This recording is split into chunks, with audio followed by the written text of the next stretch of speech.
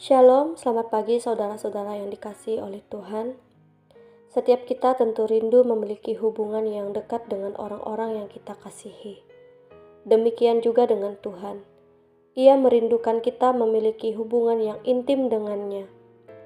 Hubungan yang bukan hanya sekedar agama, bukan hanya rutinitas ibadah, tetapi relasi yang hidup hangat dan nyata.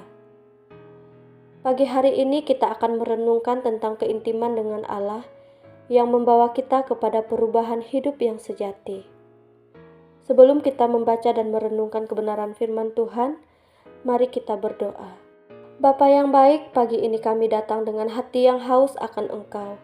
Buka mata rohani kami untuk melihat kemuliaan-Mu, buka telinga kami untuk mendengar suara-Mu, dan lembutkan hati kami untuk menerima firman-Mu. Biarlah firman yang kami dengar hari ini mengubahkan hidup kami dan membawa kami semakin intim dengan Engkau. Dalam nama Tuhan kami Yesus Kristus kami berdoa dan bersyukur. Haleluya. Amin. Renungan kita terambil dari Matius pasal 17 ayat 1 sampai ayat 9. 6 hari kemudian Yesus membawa Petrus, Yakobus dan Yohanes saudaranya dan bersama-sama dengan mereka ia naik ke sebuah gunung yang tinggi. Di situ mereka sendiri saja. Lalu Yesus berubah rupa di depan mereka. Wajahnya bercahaya seperti matahari dan pakaiannya menjadi putih bersinar seperti terang. Maka nampak kepada mereka Musa dan Elia sedang berbicara dengan dia. Kata Petrus kepada Yesus, "Tuhan, betapa bahagianya kami berada di tempat ini. Jika Engkau mau, biarlah kudirikan di sini 3 kemah. Satu untuk Engkau, satu untuk Musa, dan satu untuk Elia." Dan tiba-tiba sedang ia berkata-kata, turunlah awan yang terang menaungi mereka, dan dari dalam awan itu terdengar suara yang berkata, "Inilah anak yang kukasihi, kepadanyalah aku berkenan, dengarkanlah dia." Mendengar itu tersungkurlah murid-muridnya, dan mereka sangat ketakutan. Lalu Yesus datang kepada mereka dan menyentuh mereka sambil berkata, "Berdirilah, jangan takut." Dan ketika mereka mengangkat kepala, mereka tidak melihat seorang pun kecuali Yesus seorang diri. Pada waktu mereka turun dari gunung itu, Yesus berpesan kepada mereka, "Jangan kamu ceritakan penglihatan itu kepada seorang pun, sebelum Anak Manusia dibangkitkan dari antara orang mati." Saudara yang diberkati Tuhan, dalam Matius pasal 17 ayat 1 sampai 9, kita membaca kisah yang dikenal sebagai peristiwa transfigurasi atau perubahan rupa Yesus. Yesus membawa 3 muridnya yaitu Petrus, Yakobus, dan Yohanes. Mereka naik ke atas gunung yang tinggi. Di sana wajah Yesus berubah menjadi bercahaya seperti matahari dan pakaiannya menjadi putih berkilauan. Musa dan Elia pun menampakkan diri berbicara dengan dia. Peristiwa ini bukan sekedar tontonan supranatural, melainkan sebuah pewahyuan. Tuhan Yesus sedang memperlihatkan kepada murid-muridnya siapa dia sebenarnya, Sang Mesias yang mulia. Allah Bapa meneguhkan itu dengan suara dari awan. "Inilah anakku yang kukasihi, kepadanyalah aku berkenan, dengarkanlah dia." Saudara, keintiman membawa kita masuk lebih dalam, melihat siapa Allah sebenarnya, dan mendengar suaranya. Mari saya berikan ilustrasi. Bayangkan seorang anak yang setiap hari tinggal bersama ayahnya, tetapi jarang berbicara. Dia hanya tahu ayahnya menyediakan makanan, biaya sekolah, dan rumah. Tetapi suatu hari, anak itu duduk dekat ayahnya, mulai bercerita, mendengarkan kisah hidup ayahnya, bahkan menangis bersama. Dari situ ia mulai benar-benar mengenal hati ayahnya. Demikian juga dengan kita. Kita bisa tinggal serumah dengan Allah melalui gereja, doa, atau aktivitas rohani. Tetapi tanpa keintiman kita hanya tahu dari jauh. Keintimanlah yang membawa kita mengerti isi hati Bapa.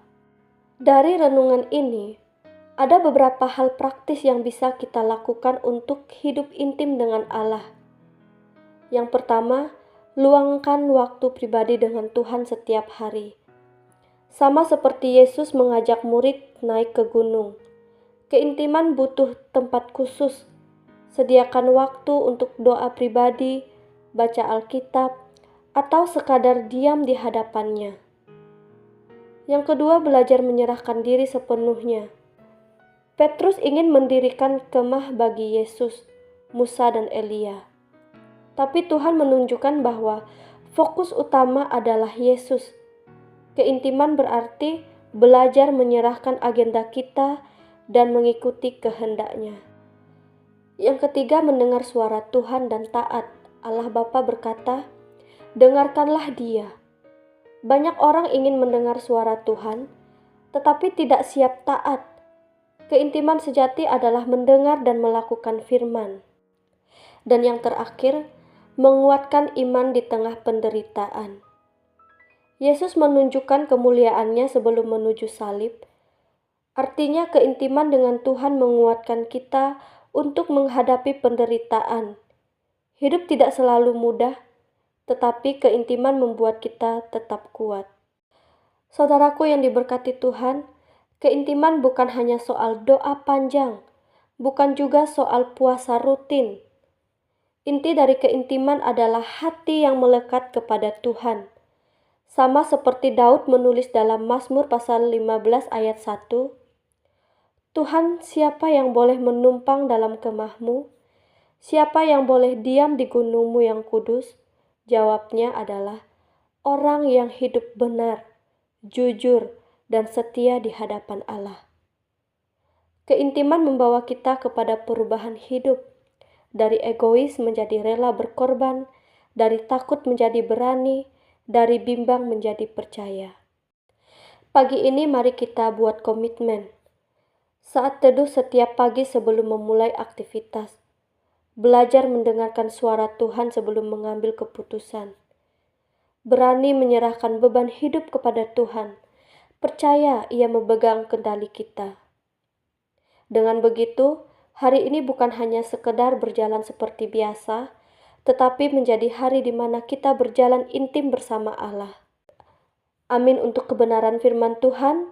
Mari kita berdoa. Tuhan Yesus, terima kasih untuk firman-Mu pagi ini yang mengingatkan kami betapa berharganya keintiman dengan Engkau. Ampuni jika selama ini kami terlalu sibuk hingga melupakan Engkau ya Bapa. Kami rindu semakin mengenal Engkau, mendengar suara-Mu, dan hidup dalam kehendak-Mu. Bimbing kami sepanjang hari ini agar hidup kami menyenangkan hati-Mu. Dalam nama Tuhan kami Yesus Kristus kami berdoa dan mengucap syukur, haleluya. Amin. Saudara yang dikasihi Tuhan, mari kita melangkah hari ini dengan semangat baru. Ingat, keintiman dengan Allah adalah sumber kekuatan yang sejati. Jika kita dekat dengan Allah, kita akan kuat menghadapi apapun, dan hidup kita akan memancarkan kemuliaan Kristus. Selamat pagi, selamat beraktivitas, Tuhan Yesus memberkati.